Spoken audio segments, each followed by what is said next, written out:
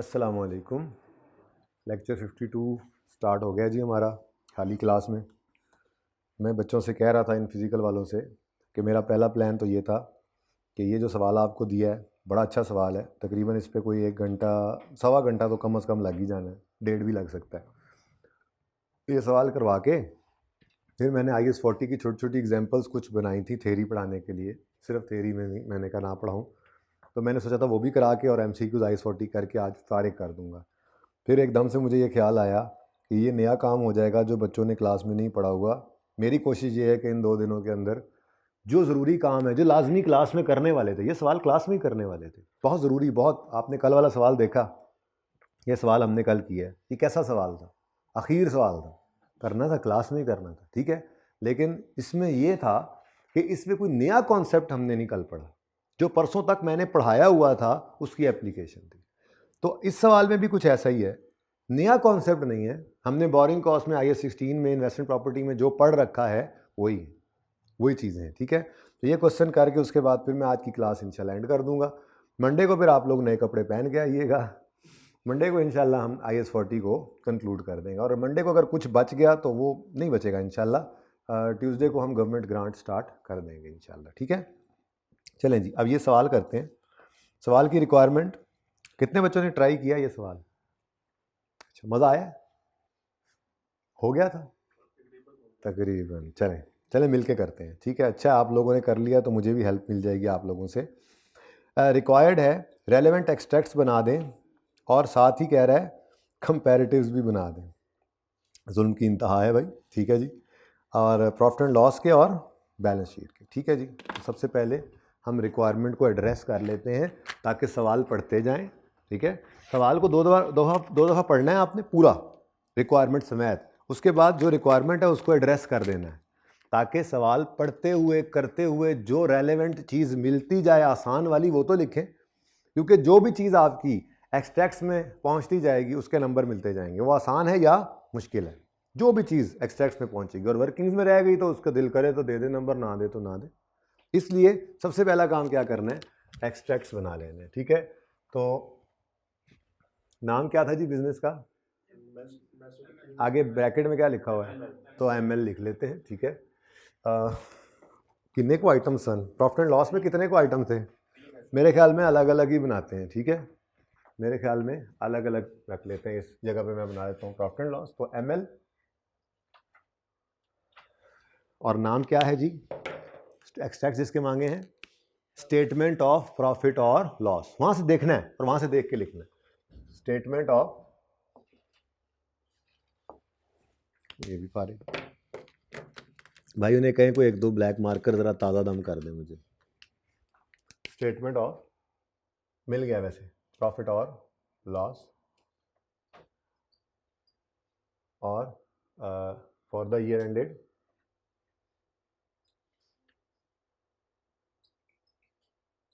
जी, बताएंगे year and 31 दिसंबर 2022। ऐसे लिखना है पर्चे में आपने, 31 पूरा दिसंबर आगे और ऐसा 2022, ठीक है। अच्छा, अब 2022 लिख दें तो 21 उसी के साथ ही कवर हो जाता है, ठीक है।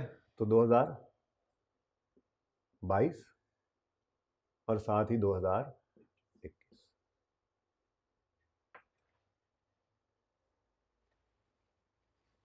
उसके बाद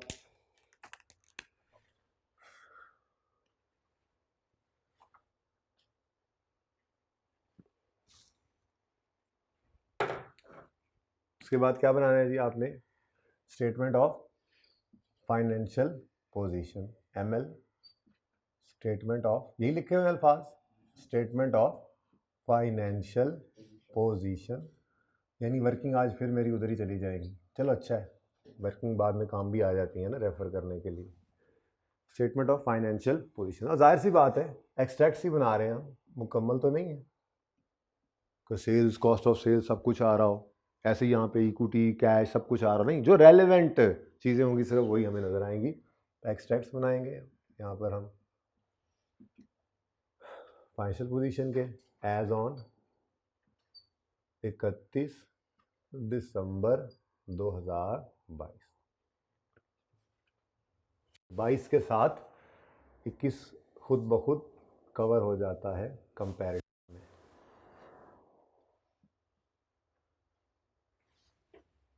ठीक हो गया जी? चलें जी, सवाल पढ़ना शुरू करते हैं। सबसे मुश्किल पॉइंट जो लगा होगा आपको वो पॉइंट 3 ही है, और इसके अंदर भी ये जो मामला था ना, ओन फंड्स यूज़ कर लेते हैं, access cash available current account में जो अपने पैसे पड़े हैं, या विदड्रॉल्स फ्रॉम शॉर्ट टर्म इन्वेस्टमेंट्स, ठीक है, या कोई इक्विटी घर से ले आए थे, ये ओन फंड्स जो थे राइट इशू करके जो पैसे आए थे, ये थोड़ा सा टेक्निकल था, लेकिन हमने इसकी भी बात कर रखी है। इक्विटी ले आएँ या ना लाएं और कह दें जो दराज में पैसे पड़े हैं उनका आना नज़र नहीं आएगा, उनका आना नज़र नहीं आएगा, लेकिन वहाँ से पैसे जा रहे होंगे, ठीक है, लेकिन वो लिख लेंगे तो फ़ायदा हो जाएगा। उससे फ़ायदा ये होगा कि अभी पता लग जाएगा कि कब हमने कौन से पैसे यूज़ किए। वैसे सवाल के अंदर ना स्पेसिफिकली उन्होंने बता दिया था कि ये वाली पेमेंट फ़लाँ सोर्स से हुई, ये वाली पेमेंट फ़लाँ और फ़लाँ से हुई, ये वाली पेमेंट फ़लाँ से हुई, ये भी बताया हुआ था, ठीक है, बट लेवल की मिक्सिंग की थी उसने, ठीक है, इस पॉइंट के अंदर बोरिंग कॉस्ट में। ये पिछली से पिछली अटैम्प्ट का सवाल है। अच्छा, अब सारा पर्चा ऐसा नहीं होता, ये मुश्किल होगा तो कोई आसान भी होगा, और मुश्किल में से भी आसान नंबर होते हैं। जैसे सबसे पहला पॉइंट जो है, ये मेरे ख्याल में आप सब ने आसानी से कर लिया होगा। अब दूसरा भी कर लिया, बिल्कुल। अब देखें ना, एक्सट्रैक्ट्स में ये सारा कुछ ही जाना है, तो सबके ही नंबर होते हैं। ऐसा तो नहीं है कि सिर्फ जो आपको एडजस्टमेंट नहीं आती, और जो एडजस्टमेंट फंस रही होती है वो एडजस्टमेंट भी ऐसी नहीं होती कि सारी की सारी फंस रही होती है, कुछ ना कुछ उसमें से भी समझ आ रहा होता है, हाथ पाँव मारने पे आधे से ज़्यादा नंबर मिल जाते होते हैं। तो फाइट करने वाला पास होता है, ठीक है। पेपर ये वाला था, रिजल्ट ज़्यादा अच्छा था, फाइट करने वाले बच्चे होते हैं, ठीक है, तो फाइट करनी है आपने। ओके, शुरू करते हैं जी। हमारा रेलेवेंट साल कौन सा है? 21 और 22। वैसे तो 22 उसने लिखा, लेकिन कंपैरेटिव भी है ना, तो 21 और 22। अब वो कहता है ऑन यकम जुलाई 19, ये तो पुरानी बात है, ML acquired a warehouse at a cost of 300 million and was immediately given on rent to a third party। यार एक काम करते हैं, मैं ज़रा थेरी थोड़ी बहुत तो साथ में टच करता चलूँ, मेरा यह दिल है IAS 40 की, वैसे तो हमने पढ़नी है वो, लेकिन एक आधा पॉइंट जो रेलेवेंट होगा मेरा दिल है वो तो मैं ज़रा दिखा दूंगा ना आपको, ठीक है। कोई चीज़ समझाऊँ कि ये ऐसे है तो वो चीज़ बता दूंगा आपको कि देखो जी, वो यहाँ पे स्टैंडर्ड ने आई के अपने एग्जाम्पल में लिखी हुई है, स्टैंडर्ड ने लिखा हुआ है, तो थोड़ा सा साथ साथ वो हो जाएगा, तैयार हो जाएगा, ठीक है ना। तो एक दो पॉइंट्स होंगे, ज़्यादा नहीं होंगे। अच्छा, यकम जुलाई पर ML ने वेयर हाउस एक्वायर किया 300 मिलियन का और इमीडिएटली उसको रेंट पे दे दिया। क्या मतलब? ये इन्वेस्टमेंट प्रॉपर्टी है। फिर ये क्या है जी? ये इन्वेस्टमेंट प्रॉपर्टी है। डन जी। उसके बाद ऑन यकम जनवरी 22, अच्छा हमारे रेलेवेंट साल कौन कौन से हैं जी? 21 और 22, यानी कि हमारा 21 वाला साल भी गुजर जाना है और 22 के साल में पहले दिन ML commenced development work on its warehouse with a viewpoint to put it in own use। तो यकम जनवरी को ये फैसला हुआ है, ठीक है। फैसला क्या हुआ है कि हम इसको यूज करेंगे अब खुद, तो इसका मतलब ट्रांसफर कर देना है। और ट्रांसफर क्या हो रही है जी? IAS 40 से IAS 16, ठीक है। अगली बात जो परेशान करती है, ये तो पहली बात हो गई ना कि काम शुरू कर दिया है इन्होंने। डेवलपमेंट वर्क का मतलब क्या हो यार? वेयर हाउस किराए पे था ना, तो मिसाल के तौर पे खुद अब यूज़ करना है तो खाली किराया, और कोई अपने हिसाब से थोड़ी बहुत चेंजेस कर रहे होंगे, ठीक है।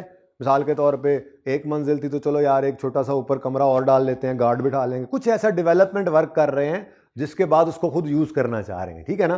तो काम इन्होंने शुरू कर दिया यकम जनवरी को, और the development work was completed on 31 March at a cost of, मैं मिसाल जैसे ले रहा हूँ कि हमारे पास वेयर हाउस जो था किराए पे था, जब हम अपने यूज़ में ले रहे हैं तो हमने कहा चलो यार एक कमरा गार्ड का भी बना देते हैं, तो उसके ऊपर हमारा कुछ खर्चा आ रहा है, मिसाल दे रहा हूँ, ठीक है ना।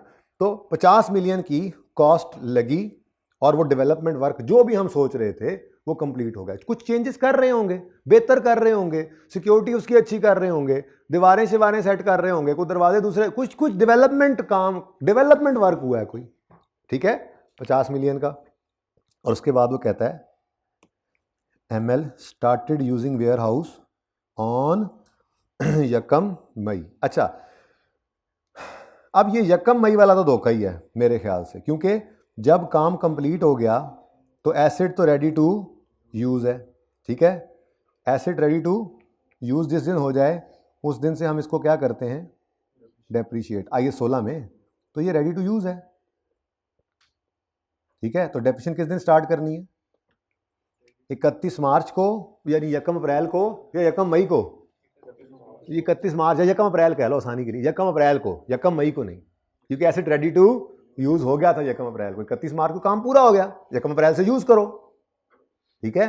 अच्छा चलो, ये तो पुरानी बात थी, यानी हमने, अच्छा यहां पर ना एक बात और भी परेशान करती है बच्चे को, वो क्या है, ML started using ware house for its inventory on यकम मई। क्या मतलब, इन्वेंट्री बना दिया, इसको फॉर सेल रख दिया है। ओ भाई वेयर हाउस क्या है, गोदाम, गोदाम, उसमें क्या रखते हैं, चीजें, अपनी इन्वेंट्री रखते हैं। तो उन्होंने अपनी इन्वेंट्री रखना शुरू कर दिया यकम मई से, यानी कि यूज करना शुरू कर दिया उन्होंने इस बिजनेस के लिए यकम मई से, ठीक है।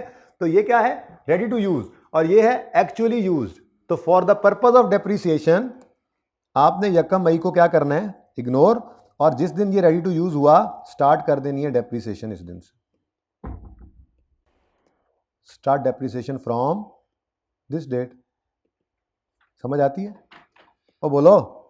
अच्छा चलो, ये तो आसान सी बात थी, चलो समझ आ गई, पहले भी पढ़ी हुई थी, लेकिन एक बीच में लोचा और भी है। हमने डिसीजन जो लिया है कि हम इस प्रॉपर्टी को अब खुद यूज करेंगे, वो किस दिन लिया है, यकम जनवरी को, और यूज करना शुरू नहीं किया चलो, लेकिन यूज होने के काबिल किस दिन हो गई है, 31 मार्च को। तो ये जो यकम जनवरी से 31 मार्च के 3 महीने थे, ये इन्वेस्टमेंट प्रॉपर्टी में ही छोड़ें या इसको आइए 16 में ले आए, आइए 16 में, क्योंकि हमने फैसला किया है इसको यूज करना है। और जिस दिन ये फैसला कर लिया, चाहे उस दिन यूज इस वजह से नहीं हो सकी कि अभी डेवलप कर रहे हैं, फॉर द इंटेंशन क्या उसके पीछे, डेवलप करके करेंगे यूज, तो इसका मतलब ये capital work in progress type नहीं चीज हो गई। जैसे मैंने कहा था, आप एक प्लाजा बना रहे हैं कि यहां पे हम हेड ऑफिस बनाएंगे, तो कैपिटल वर्क इन प्रोग्रेस तो है, लेकिन किसका, पीपीई का।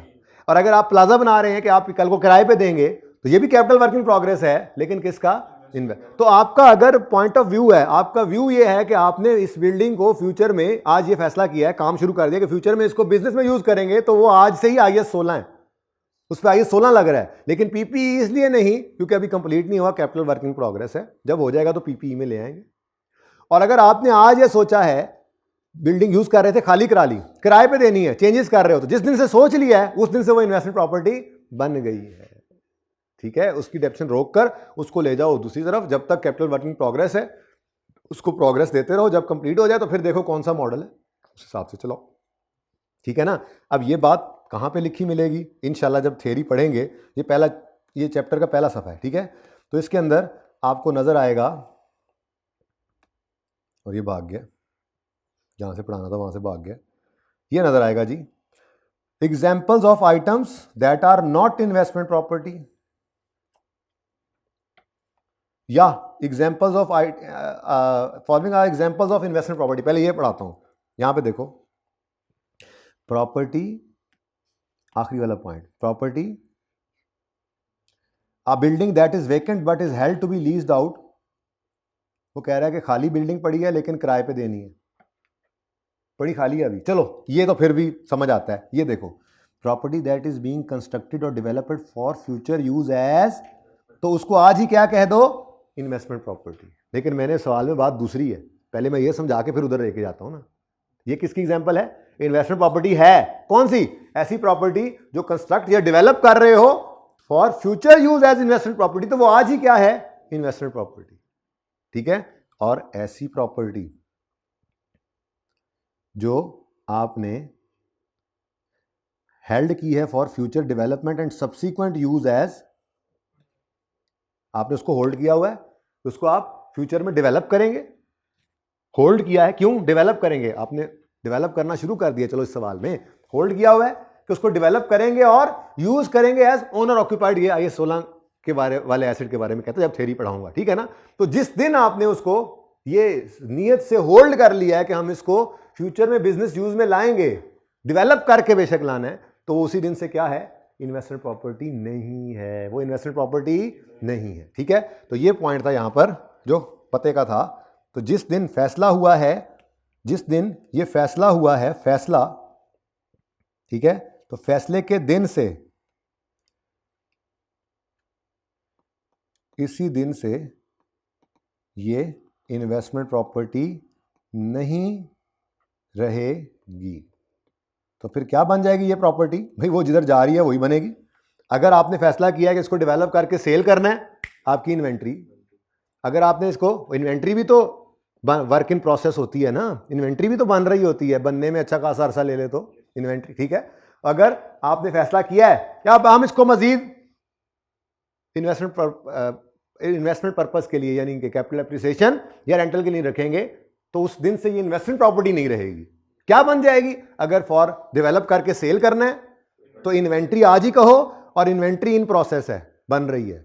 और अगर डेवलप करके यूज करना है तो आज ही PPE कहो, उसको यूज करने तक जो डेवलपमेंट करनी है तब तक कैपिटल वर्किंग प्रोग्रेस कहते रहो। ये बड़ा इंपॉर्टेंट पॉइंट था, ठीक है।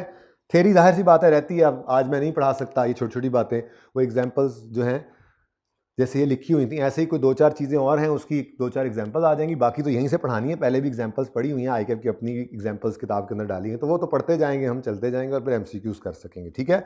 और अगर मुझे लगा हम बोर हो रहे हैं मंडे को बोर हो रहे हैं, तो हो सकता है मैं 1 घंटा इसको करूँ और फिर अगले 40 मिनट्स हम IAS 20 गवर्नमेंट ग्रांट स्टार्ट कर दें। पहला लेक्चर जैसे आपको पता छोटा होता है, उसके बाद ट्यूसडे को मिले तो फिर उसी तरह से 1 घंटा, सवा घंटा IAS 20 चले और थोड़ा बचा खुचा, ऐसे वैसे ये ज़्यादा बेहतर है।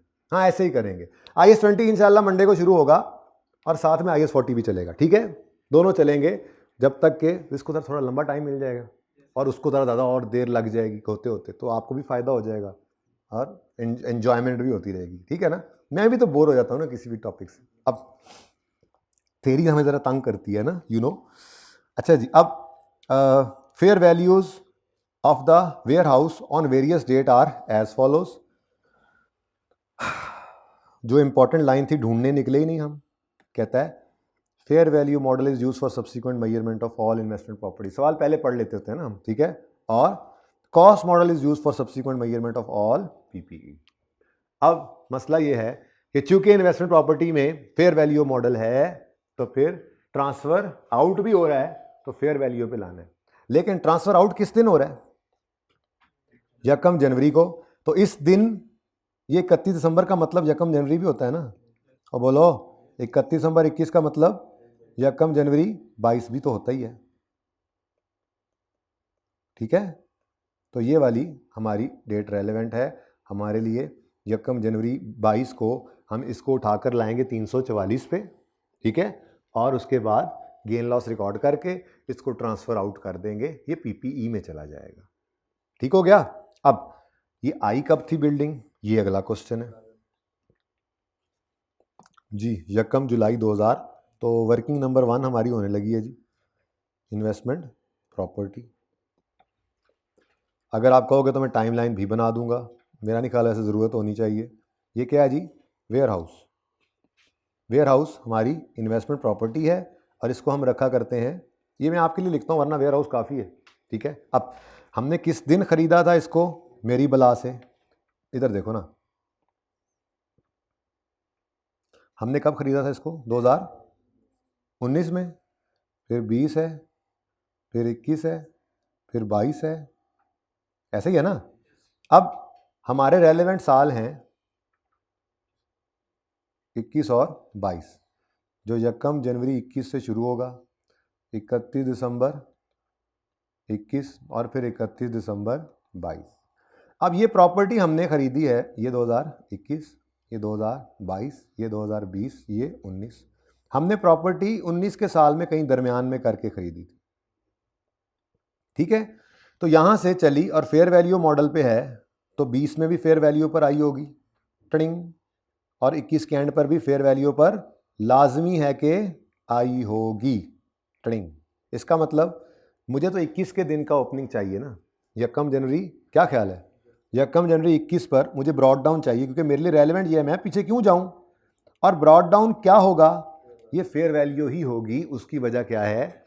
उसकी वजह क्या है? क्योंकि फेयर वैल्यू मॉडल यूज कर रहा है। जब फेयर वैल्यू मॉडल यूज कर रहा है तो 31 दिसंबर 20 की शाम को इसने फेयर वैल्यू पर इसको रिकॉर्ड किया ही किया होगा। अब 1 जनवरी 21 की फेयर वैल्यू क्या थी?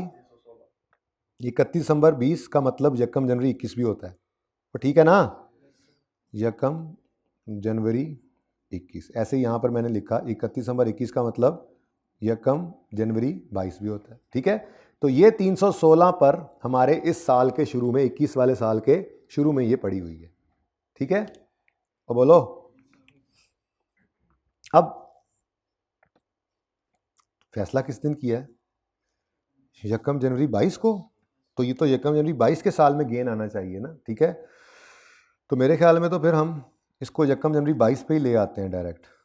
1 जनवरी 22 पर इसकी फेयर वैल्यू क्या होगी? 344। लेकिन मसला है कि मुझे 21 और 22 दोनों साल चाहिए, ठीक है, सॉरी, ओके जी। 21 की फेयर वैल्यू क्या है? ये है दरअसल 31 दिसंबर 20 पर फेयर वैल्यू, जिस पर इन्होंने उठाकर रखा होगा। ये क्लोजिंग बैलेंस होगा इस दिन का, पहले भी हुआ है, इस दिन भी हुआ, इस दिन का गेन लॉस भी प्रॉफिट लॉस में रिकॉर्ड हो गया होगा, और ये इस दिन फेयर वैल्यू पर पड़ा है, जो फेयर वैल्यू है 316। तो ये 31 दिसंबर 20 हमारे साल का 1 जनवरी 21 का ओपनिंग बन गया। कोई मसला? अब इस साल का एंड होगा 31 दिसंबर 21 पर, और कैरी डाउन चूंकि फेयर वैल्यू मॉडल है तो हम फेयर वैल्यू लेंगे, और 31 दिसंबर 21 की फेयर वैल्यू कितनी है? 344।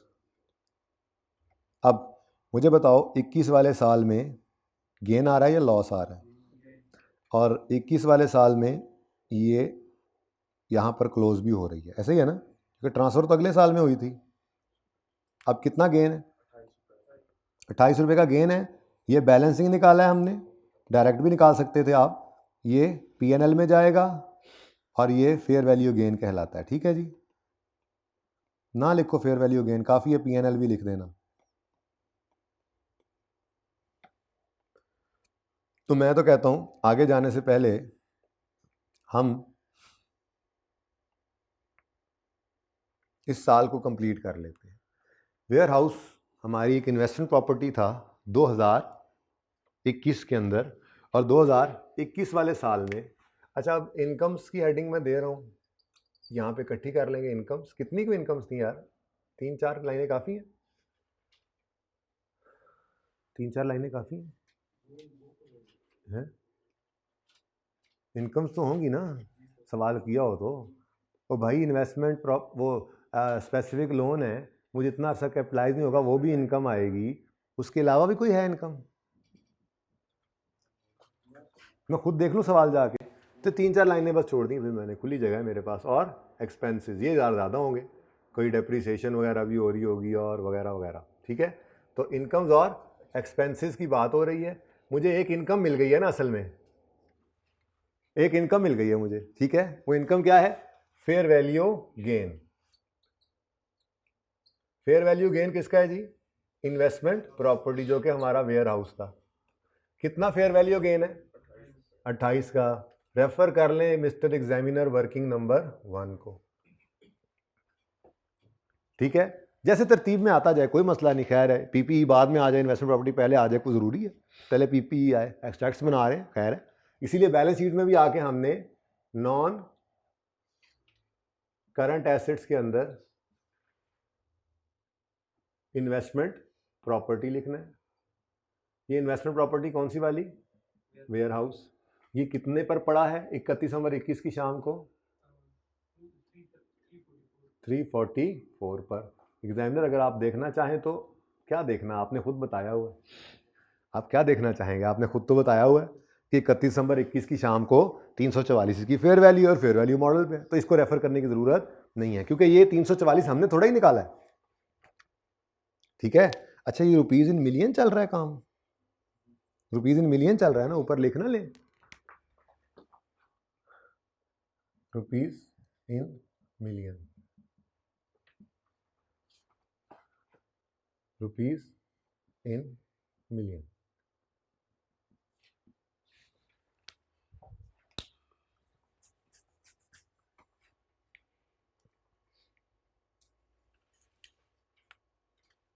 अच्छा जी, लें जी, अब 22 का साल शुरू हो रहा है, जिस साल में ये हादसा हुआ है ट्रांसफ़र वाला, और 1 जनवरी 2000, और हादसा ना समझ लेना वो सारे इम्पेयरमेंट करा दें, तो ब्रॉड डाउन क्या है, पिछले साल का कैरी डाउन, और वो फेयर वैल्यू ही है।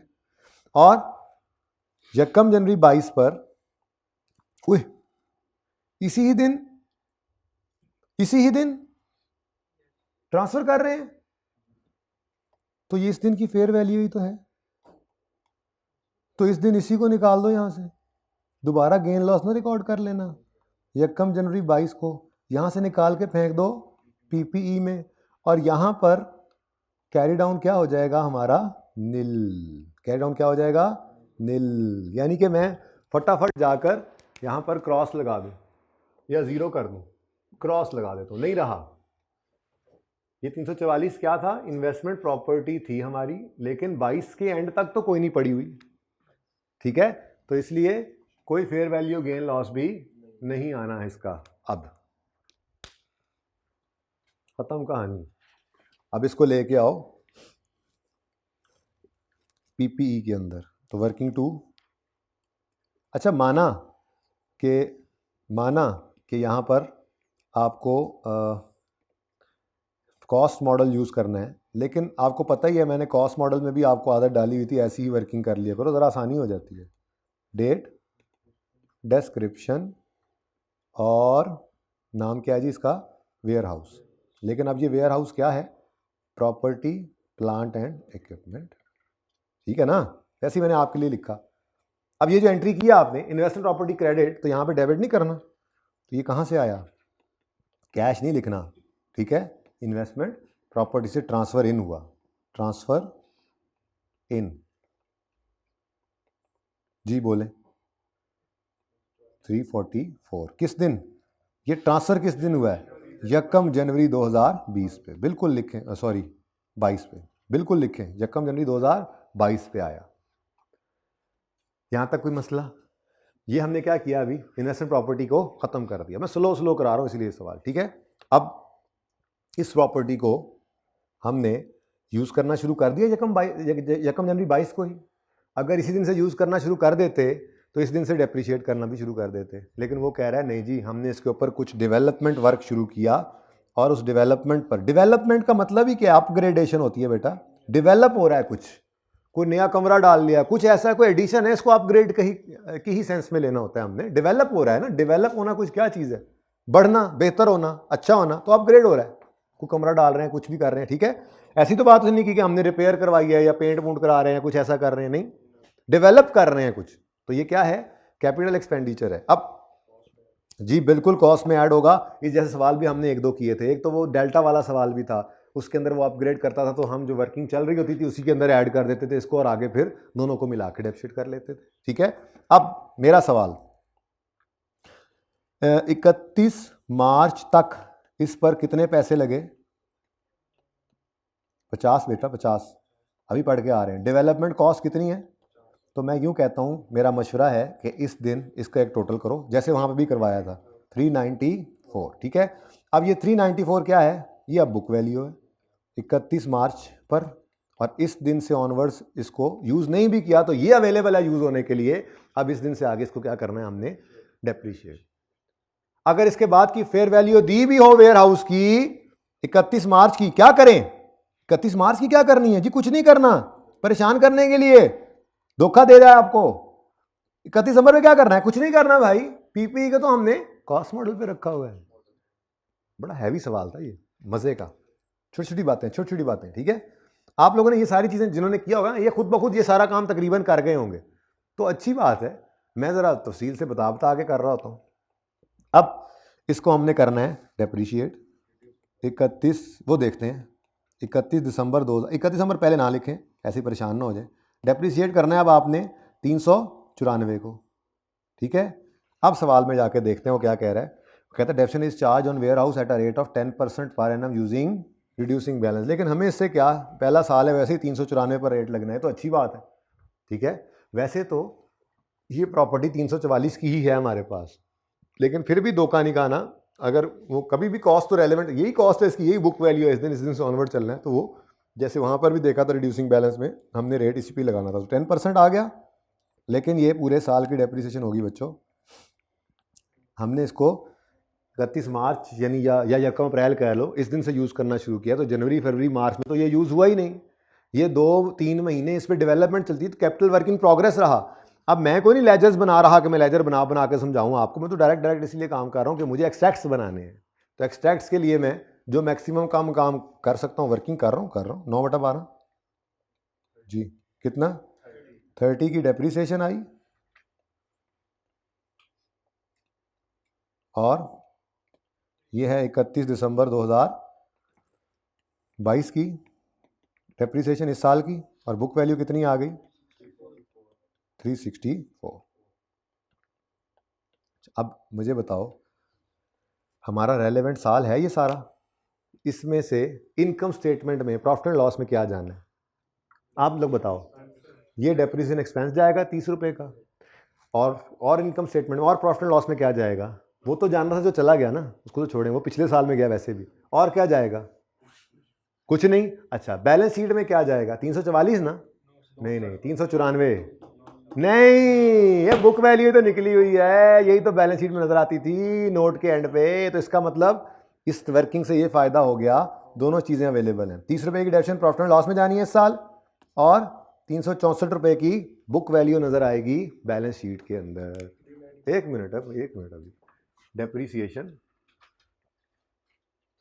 डेप्रिसिएशन एक्सपेंस किसका है जी, अब ये पीपीई का है, और पीपीई का नाम क्या है वेयर हाउस, ठीक है। और कितना है 20, कितना 30 पूरा। एग्जामिनर वर्किंग नंबर 2 आप देख सकते हैं, पहले यहां पे था ही कुछ नहीं। अब तरतीब से चलते जाओ, कोई जरूरत नहीं पहले सारे पीपीई इकट्ठे करो फिर चलते जाओ, बस ऐसे में और मुसीबत में पड़ जाओगे।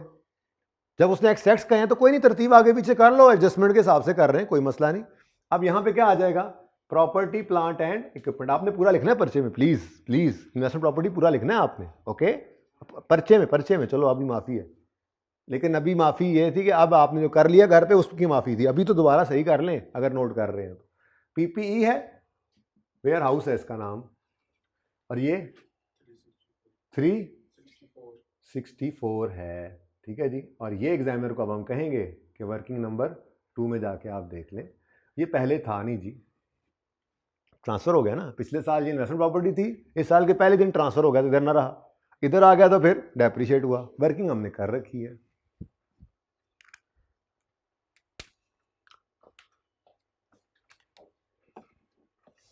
जी। गाट इट, कोई क्वेश्चन?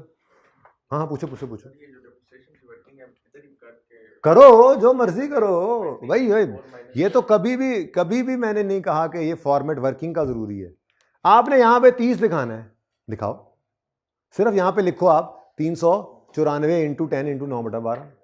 आप यहां पे ब्रैकेट में लिखो 394 माइनस 30, ये बिल्कुल सही है। वर्किंग आई कैप तो करता ही ऐसे है, मैं तो आपके लिए कन्वीनियंट वे लेके चल रहा हूं। वर्किंग हो जाती है बस उठा के लिख देते, कितना फायदा हो गया ना। ये पता लग गया, बुक वैल्यू बैलेंस शीट में नजर आनी है आज, ये पता लगता जा रहा है आपको। पहले भी 2-3 एमसीक्यूज के अंदर समझाया था IAS 16 में, शुरू की बात है। तो ये वर्किंग का क्लोजिंग बैलेंस होता है, ये बैलेंस शीट में नजर आता है। जो क्लोजिंग बुक वैल्यू होती है आखिरी वाली, वही बैलेंस शीट में नजर आती है, नोट के साथ मैच कर रही होती थी ना। और नोट का क्लोजिंग कहां जाता है, बैलेंस शीट के फेस पे, ठीक है। चलो आगे देखते हैं जी।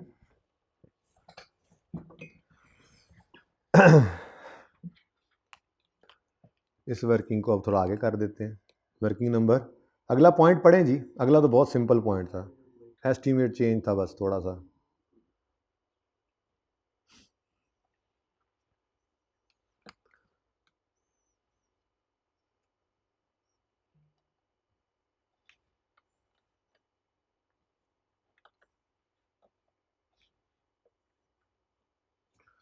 ये आगे गया नहीं मेरा दोस्त सही तरह से। मेरा दोस्त ज़रा अच्छी तरीके से दूर हो जाए थोड़ा सा हमसे। जज़ाकल्लाह, so nice of you. Okay, अब अगली एडजस्टमेंट पढ़ते हैं जी। एडजस्टमेंट 1 में कोई मसला है तो पूछ लें जी। बच्चे यहाँ पे ऑप्शंस पूछ रहे हैं, हम ऐसे कर लें वैसे कर लें, मतलब समझ आ गई है तो ऑप्शन आर ऑलवेज अवेलेबल। जितना कम काम करो उतना अच्छा है। तो जब कभी ब्रैकेट्स में कर सको ये काम तो no need to prepare ledgers. मैं तो आप लोगों को मतलब हर तरह के बच्चे को समझा रहा होता हूँ तो मैं तफसील से बात करता हूँ। आप उसमें से जो शॉर्टकट करें करें, कोई मसला नहीं। कहाँ लिखा हुआ था कि वर्किंग इस फॉर्मेट में रिक्वायर्ड है? लिखा हुआ था इनकम स्टेटमेंट में क्या जाना है 30, कैसे निकला है ब्रैकेट में बता दो। बैलेंस शीट में क्या जाना है 364, कैसे निकला है ब्रैकेट में बता दो। That's it. तो जहां तक हो सके अवॉइड करो ये तफसीली वर्किंग्स, ब्रैकेट में कर दो काम, ठीक है। जहां फंसो वहां पे वापस आओ बेसिक्स पे। ओके, अच्छा जी। पॉइंट 2, ऑन 1 जनवरी 2020, ये तो हमारे रेलेवेंट साल की ही बात हो रही है ना? नहीं, 20 पिछला साल है और उसके भी साल के पहले दिन, यानी यहाँ पे करके ऐसे ही है। On 1 January 20 ML purchase a heavy duty vehicle for 360। On purchase date vehicle had an estimated life of 5 साल and a residual value of 72 million. During 22, अब 20 भी गुजर गया, 21 भी गुजर गया और हमारे वाला साल आ गया। तो ज़रा हमारे वाले साल तक पहुँचे तो सही, पहले बच्चों हमारे साल तक पहुँच तो जाएँ हम, ठीक है। तो वर्किंग नंबर 3 बनेगी। मैं तो कहता हूँ वैसे ही कर लो ये वर्किंग भी, ठीक है। डेट एक ही फॉर्मेट, ताकि ये पक्का हो जाए ज़रा कि बैलेंस शीट में क्या आता है, क्लोजिंग में बुक वैल्यू पड़ी होती है वो आती है, इससे हेल्प मिल जाएगी ज़रा, ठीक है। डेट, डिस्क्रिप्शन और heavy duty vehicle, HD vehicle लिख दूँ, हाई डेफिनेशन नहीं है ये, हैवी ड्यूटी है, ठीक है। तो जी कब ख़रीदा हमने? 1 जनवरी 2020 को। क्या कॉस्ट थी इसकी? 360।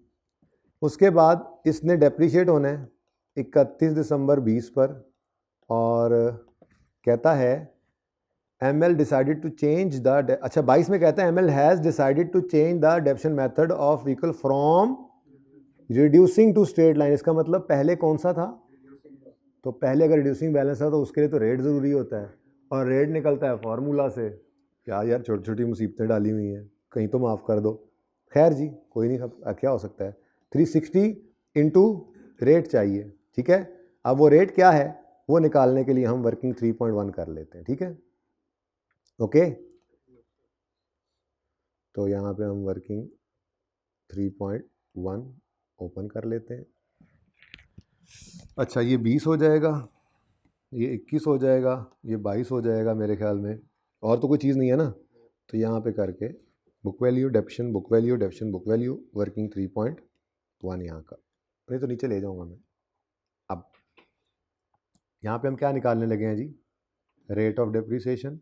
अब 1 माइनस पहली क्लास से भी जान नहीं छूट रही। एन में क्या लेते हैं?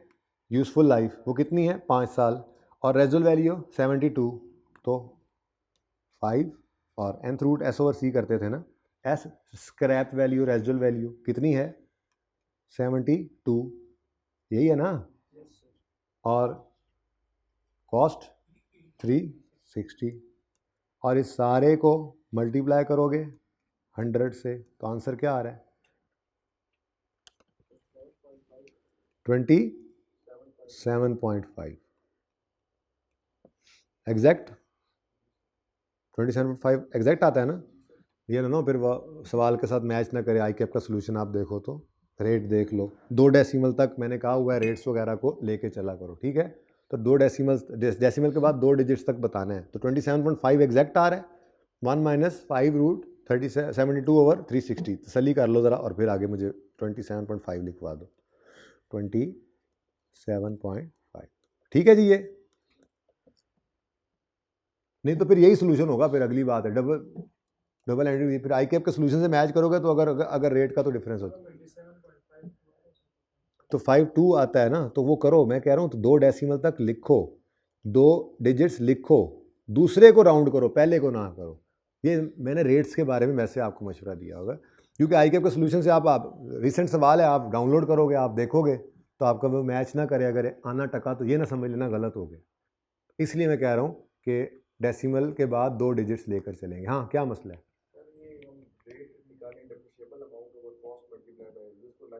बेटा वो स्ट्रेट लाइन के लिए है ना, ये रिड्यूसिंग बैलेंस मेथड है ना, स्ट्रेट लाइन के लिए है वो 0.52 जो आप कह रहे हैं फॉर्मूला, जो मैंने बताया ही नहीं बच्चों को, जानबूझ के बताया ही नहीं हुआ ताकि यही पक्का रहे, फिर किसी वक्त बता दूंगा एंड पे। सही है, वो स्ट्रेट लाइन के लिए भाई 1/, यूज़फुल लाइफ करें तो रेट आता है, और अगर रेजल वैल्यू आ जाए तो आप जो फॉर्मूला बोल रहे थे किताब में लिखा हुआ है, अभी दिखाया भी नहीं है, वो वाला लगता है जो इंट्रो में पढ़ के आए हैं, रेजल वैल्यू अगर हो तो। लेकिन वो स्ट्रेट लाइन मेथड के लिए है भाई, रिड्यूसिंग बैलेंस मेथड अगर है तो रेट निकालने का फॉर्मूला ये है 1 - nth root S/C। Got it? Got it? Okay. इसलिए मैंने एक फॉर्मूला रखा हुआ है, दूसरा बताया ही नहीं है। दूसरे के लिए बस अगर लाइफ दे देना तो मैं फिर हमेशा ही कहता हूँ स्ट्रेट लाइन है तो लाइफ से डिवाइड करके चलाओ, ताकि एक रेट याद रहे, खाम खा कंफ्यूज हो। अच्छा वाला पढ़ने वाला बच्चा अब कंफ्यूज हुआ बैठा था, बता दूंगा एंड पे जाते जाते, किसी MCQ में ना काम आ जाए, अभी नहीं। केड़े रोले पे आ गए भाई? चले चलो चलो फिर बताओ, फिर डेप्रिसिएशन कितनी पूरे साल की आएगी ना जी? 0.1।